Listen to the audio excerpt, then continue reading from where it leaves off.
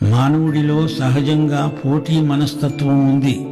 ఇతరుల కంటే నేను మించిపోవాలని, నేను స్వంతగా పనిచేసి ఏదో గొప్పవాడినైపోవాలని మానవుని సహజ వాంఛ.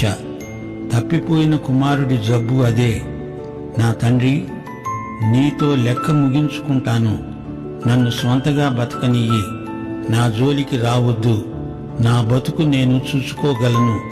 ఇదే మనస్తత్వం కలిగిన వారు తప్పిపోయిన కుమారునితో పాటు కవల పిల్లలు కారా? దేవుని బిడ్డలు కష్టించి మంచి పని చేస్తారు, పోటీ కోసం కాదు. దేవుడిచ్చిన తలాంతు తమ శక్తి సామర్థ్యములకు అనుగుణంగా దేవుడిచ్చినదే. ఇతరులతో పోల్చుకొని నిన్ను నీవు హెచ్చించుకొని అవతల వ్యక్తిని తగ్గించవద్దు. దుర్లాభాపేక్ష మంచిది కాదు. దేవుని సంఘమందు నీవు ఒకడివి. మనమంతా దేవుని కుటుంబం.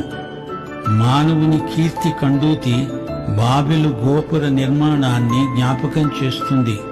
మత ప్రమేయం లేని మనుషులము అని చెప్పేవారు తమ స్వంత మతాలను అంటిపెట్టుకునే ఉంటారు. మతాలు దేవుణ్ణి వాడుకుంటాయి, అది దేవుని దృష్టిలో నీచం.